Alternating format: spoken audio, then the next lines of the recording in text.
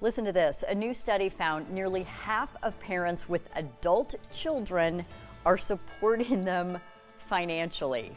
Part of the reason today's young adults are dealing with soaring food and housing costs. Financial professional and president of Vivid Tax and Wealth Advisors, Cameron McCarty, joins us now to talk about what is going on. That's what everybody's asking. What is going on? Yeah, and it's crazy. It's Yeah. crazy, and the number is crazy. So talk about that. The number out of this study, it's eye-popping. It really is. I mean, so parents are spending literally $1,400 a month. $1,400 a month to help their children.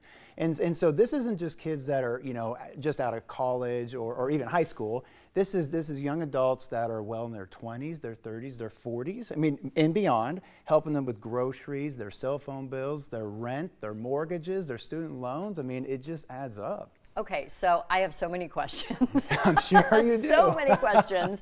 But top of mind for me is, as the adult in this scenario, backing way up, what do we need to be doing with our kids? I mean, you're a financial advisor, Sure. so how would you advise us to advise our children so we don't end up in this position, or we try to prevent it? Absolutely. I mean, I would put guardrails on.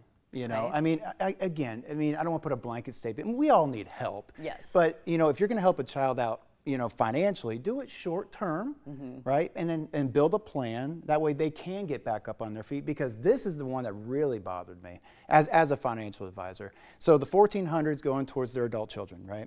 Only $600 is being contributed to their parents, to their own retirement account, which is less than half of what they're giving their kids.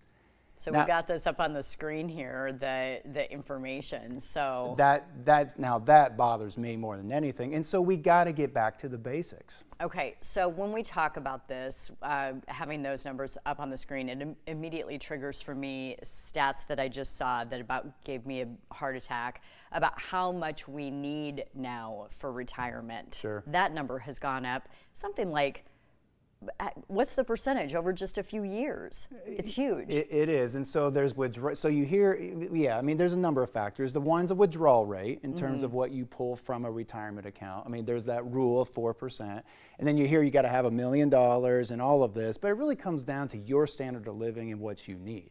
I mean, that's the big thing. Now with the kids, I mean, going back to those basics, I mean, it's a process.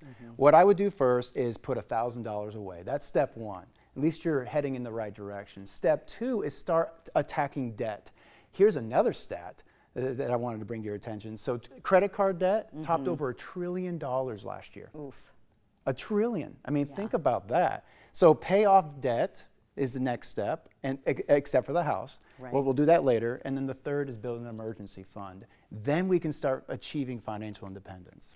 Do you feel like a lot of this is rooted in the fact that we're not teaching our kids these financial skills as kids and young people? I mean, just the basics of like, okay, get a job, and then you can save your money, spend your money, donate your money. Right. Or balancing a checkbook, Yeah. which seems like nobody really has anymore. Yeah, exactly. Everything's that plastic, right? I mean, and so yes, it is where I'm getting at. I mean, I don't remember when I was in school.